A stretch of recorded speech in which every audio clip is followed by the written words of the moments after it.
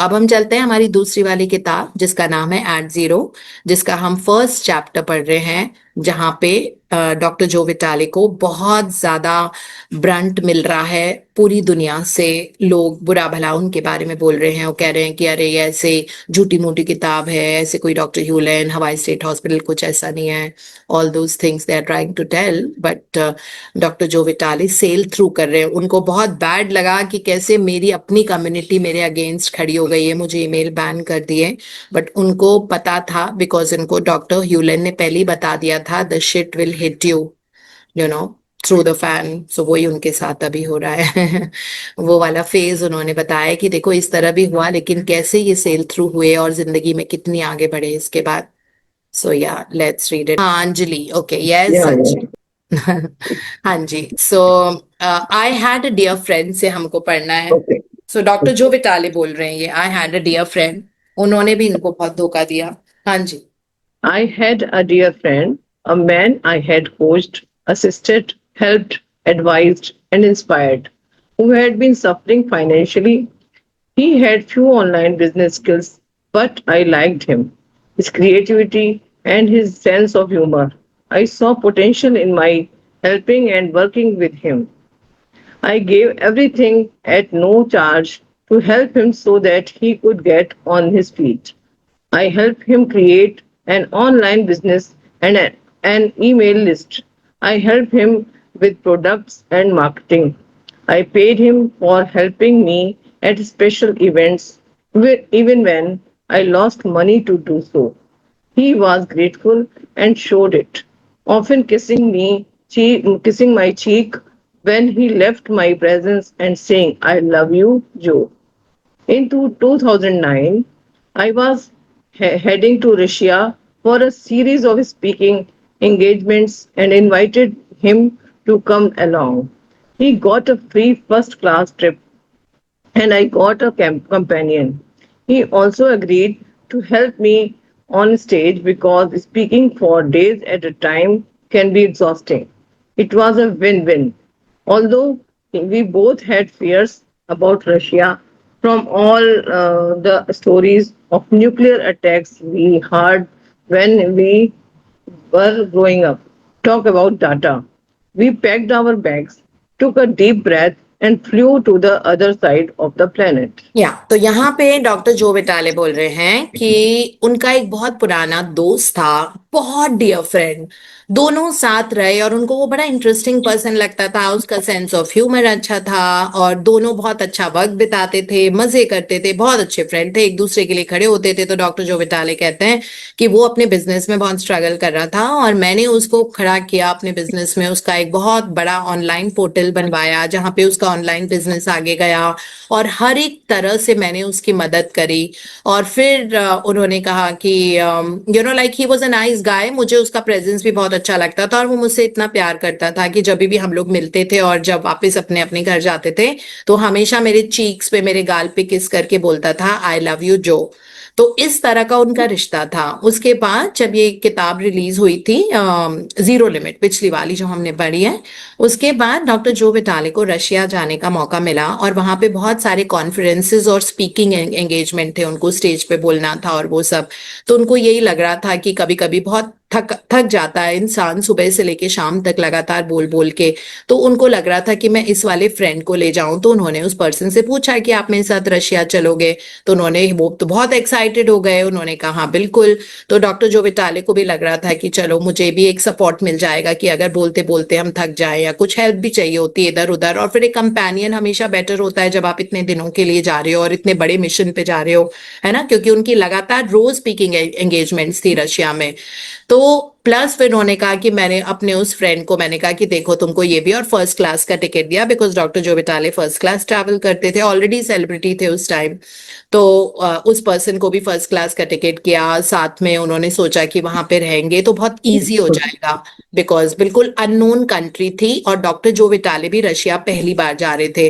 और प्लस वो भी था ना कि सबको पता था उस वक्त रशिया में बहुत न्यूक्लियर अटैक्स और रशिया की हिस्ट्री थोड़ी सी टुमल्टस रही है है ना, मतलब उस तरह से कि बहुत ज्यादा, America and Russia were always at logger heads with each other, और उन दोनों को सालों, इन दोनों कंट्रीज को super power of the world समझा जाता था।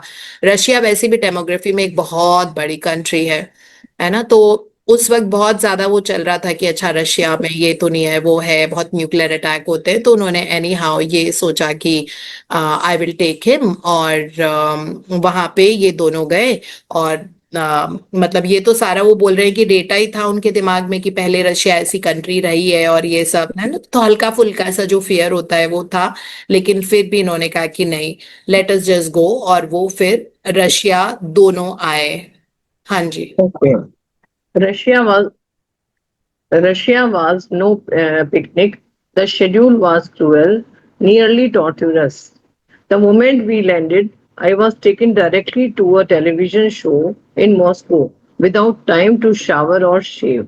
I was so stunned that I was speechless.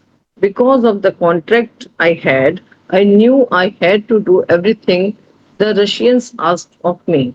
I went on the TV show. Later that same night, I signed books for hours at a bookstore. The itinerary was relentless for the next 2 weeks. Although my friend was there to support me, he often stayed in his room and slept. While I went out and continued to speak present to interviews, sign books, and more, it didn't bother me. I was relieved that he got some rest. He deserved it. या सो वो finally Russia आए। अब इतनी लंबी flight लेके Russia आए, आते ही airport से बिना शावर बिना शेव के उनको रशियन टेलीविजन में इंटरव्यू के लिए, वो रशियंस ने ही पूरी आइटनरी बनाई हुई थी, उनका पूरा जो चौको ब्लॉग पूरा टाइम टेबल था। सो वहां पे वो लोग गए, और जैसे ही वहां से सीधे टेलीविजन शो के लिए चले गए, तो उनको बहुत अजीब लग रहा था कि मतलब उनको होटल भी जाके चेक इन करके अगर 1 घंटा भी शावर एंड चेंज या फ्रेशन अप का टाइम देते। बट फिर डॉक्टर जो विटाले ने कुछ बोला नहीं, है ना, उन्होंने कहा मे बी रशियंस इसी तरीके से काम करते होंगे, उनको नहीं इतनी इंपॉर्टेंस होती होगी कि थोड़ा फ्रेशन अप हो जाओ, शावर कर लो। तो एनी हाउ उन्होंने कहा, पूरे दिन उनका टेलीविजन शो के लिए गया। रात को उनकी बुक लॉन्च स्टोर में उन्होंने बुक साइन की लोगों के लिए। सो उनके लिए बहुत एग्जॉस्टिंग डे था, है ना। फिर यही नहीं, अगले 2 हफ्ते उनके ऐसे ही थे, सुबह से लेके रात तक वो बिजी रहते थे, और जिस फ्रेंड को वो सपोर्ट के लिए लेके गए थे कि थोड़ी मेरी हेल्प हो जाएगी, वो होटल रूम में सोता रहता था। और वो कहते कि चलो मुझे यही लगता था कि इसको तो कम से कम रेस्ट मिल रहा है, मैं तो सुबह से रात तक काम कर रहा हूँ, बट एक्चुअली जिस पर्पस के लिए लेके आए थे, अगर वो फ्रेंड था तो उसको इनकी हेल्प करनी चाहिए थी या सपोर्ट देना चाहिए था। बट नो, वो पूरे टाइम होटल रूम में ही रहता था, वाइल डॉक्टर जो विटाले लगातार कॉन्फ्रेंसेस में जाना, इंटरव्यूज करना, बुक साइनिंग करना, और जो उनके बाकी के काम थे।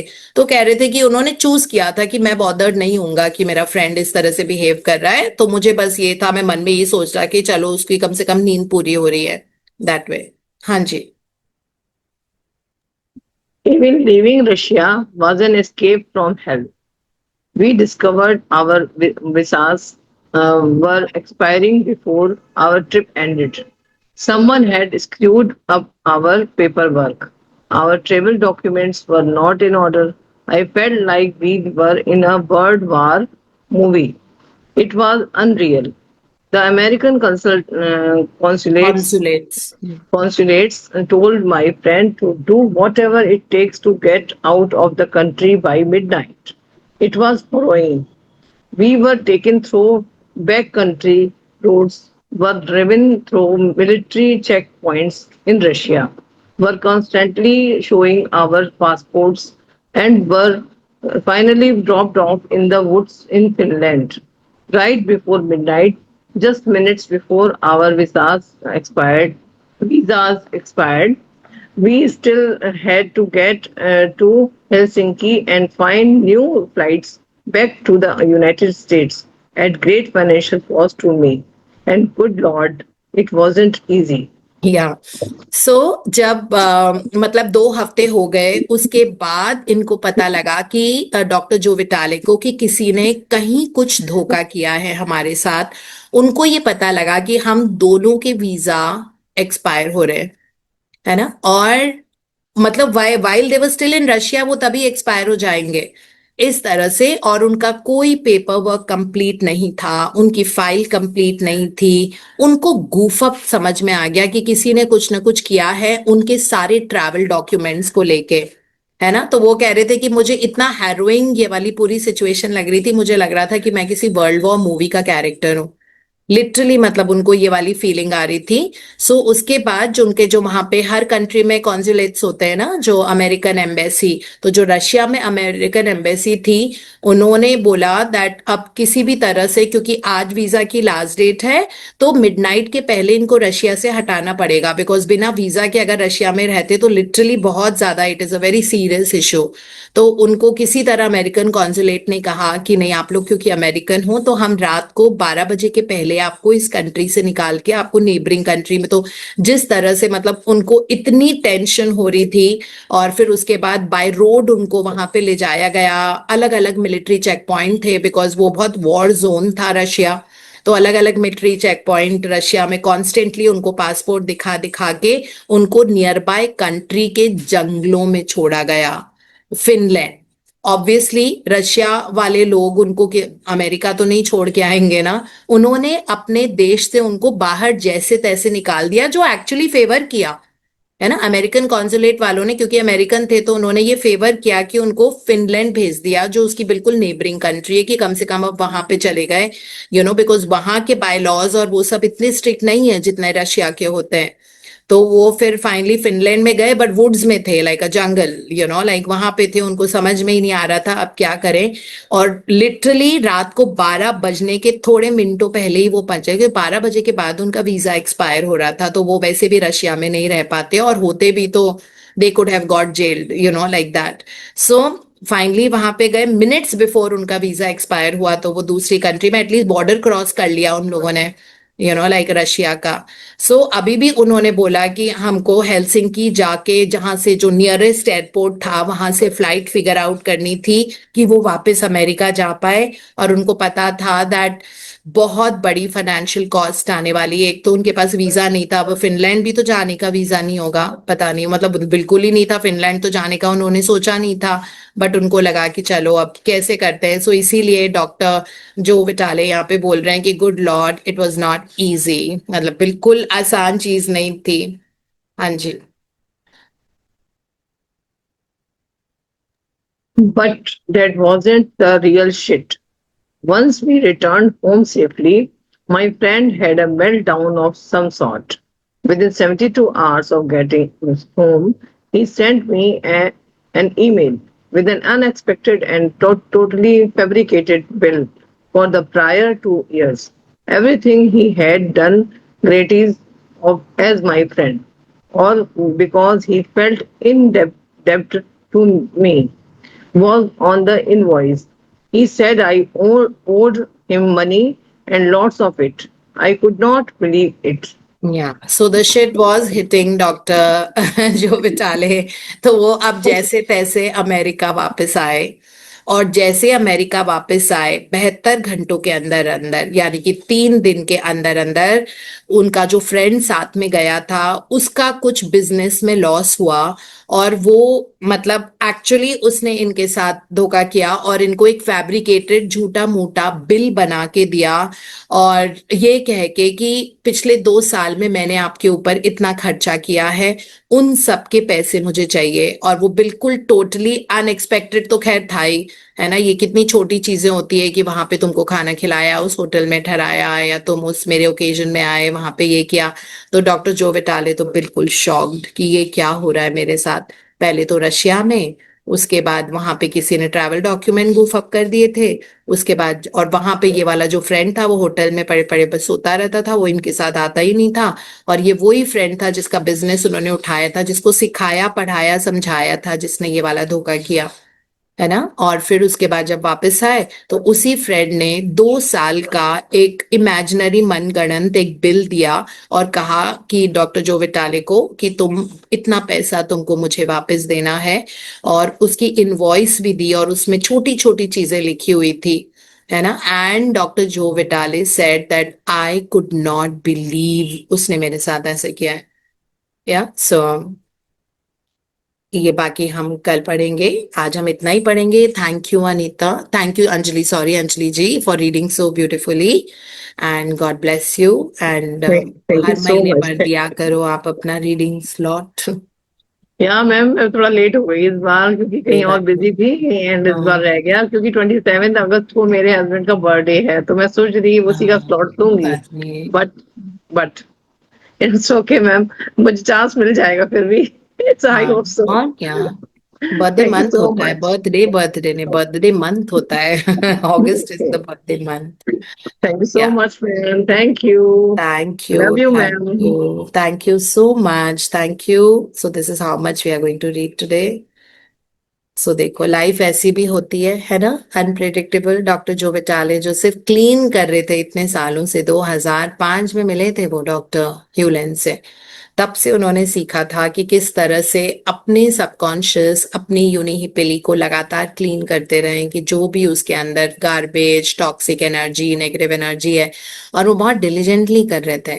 लेकिन देखो किस तरह से उनके अंदर कुछ न कुछ ऐसा धोखा था. आई थिंक इनका वो वाला कर्मा निकल रहा था जो पिछले जन्म में भी तो किसी ने धोखा देके इनको किल कर दिया था ना, इनका मर्डर कर दिया था. डॉक्टर ह्यूलन ने इनको बताया था कि किसी ने आपको किल कर दिया था. आप पब्लिक अपीयरेंस में गए थे, आपको कहीं पे बुलाया गया था बोलने के लिए, और आप वहां पे जाके अपनी स्पीच दे रहे थे और बहुत सारे लोग आपको सुनने के लिए आए हुए थे.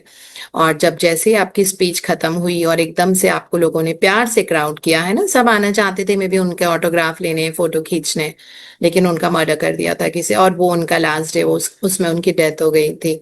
तो आई थिंक ये जो मेमोरीज के साथ उनको भी, वो भी शॉक्ड होंगे ना मरने के जस्ट पहले कि ये ऐसे कैसे कर दिया मतलब. तो I think all those memories उनके लाइफ में इतनी ज्यादा अलाइव थी कि उनके साथ लगातार ऐसा कुछ हो रहा था. बट हैविंग सेड दैट उनकी लाइफ में बहुत अच्छी चीजें भी हुई हैं. सो मतलब इट्स नॉट जस्ट इट. और ये पहले डॉक्टर ह्यूलन ने बता दिया था कि तैयार रहना, कुछ न कुछ तो होने वाला है. तो इस तरह, लेकिन ये क्लीनिंग का प्रोसेस था उनका, बिकॉज वो बहुत अच्छे से, बहुत प्यार से सेल थ्रू करके इन सब सिचुएशन से वापस आ गए होंगे. और आप सबको कहीं ना कहीं से कभी ना कभी धोखा मिला होगा ना, जहां से आपने सोचा नहीं होगा. लीस्ट एक्सपेक्टेड जगहों से ऐसा होता है. सो इसीलिए this is how life is like, है ना. So it's okay. But then उस शिट में से बाहर निकल के आना, दैट्स कॉल्ड करेज, राइट. और क्योंकि एक बहुत सुंदर जीवन आपके लिए वेट कर रहा होता है, तो आपको अपना वो गार्बेज तो हटाना ही पड़ेगा ना. अगर एक बहुत सुंदर सा घर है और आपने उसके अंदर लेकिन कूड़ा भरा हुआ है ना, जैसे महल जैसा घर है बहुत सुंदर, किसी ने कहा आज से ये घर आपका, लेकिन उसके अंदर जो गार्बेज है आप उसको पूरे अच्छे से 100 लोग लगा के उस पूरे घर को साफ करवाएंगे, है ना. अब वो सुंदर सा दिख रहा है, तो अब आप उस घर में you can go and live. तो इसी तरीके से होता है लाइफ में. जब भी लाइफ बहुत बड़े रूप से खुलनी होती है ना, तो उसके पहले लगातार कुछ ना कुछ इश्यूज आ रहे होते हैं लाइफ में, राइट. कई लोग हार जाते हैं, कई लोग जीत जाते हैं. या तो आप हार जाओगे अपने आप को विक्टिम समझ के, या आपको लगेगा हम नहीं कर पाएंगे ये चीज, this is not my cup of T, this is that. या फिर आप जीत के आगे निकल जाओगे और बोलोगे no I will challenge this, मुझे पता है कि ये मेरा वो फेज आ रहा है, बिकॉज लाइफ इसके आगे बहुत सुंदर है, राइट. सो ये दो ही रास्ते होते हैं जिंदगी में, रिट्रीट करके हार मारने के, वापस आप उसी अपने कंफर्ट जोन में आ गए, या फिर जब कंफर्ट जोन एक्सपैंड होता है तो आप चैलेंज करके उसके बाहर स्टेप इन किए हो और वो कंफर्ट जोन अब बड़ा होता जा रहा है ना. अब वो नई चीजें जो आपने पहले कभी नहीं की है वो आपके कंफर्ट जोन का हिस्सा बन गया है, राइट. अब आप उसमें, सो ये दो ही चीजें होती है, या तो सीढ़ियां चढ़ो या गड्ढे में गिरो, राइट. दो ही ऑप्शंस है. और जिसको हम होता है गड्ढे में गिरना बहुत सॉलिस लगता है, यहाँ पे तो इतनी मेहनत करनी पड़ती थी. So but then this is how it is. ठीक है. So thank you so much. This is all we have in our study today. And have a beautiful weekend. Bye bye for now and see you all tomorrow morning at 5:50 a.m. Thank you, thank ma'am. You so Thank you much. so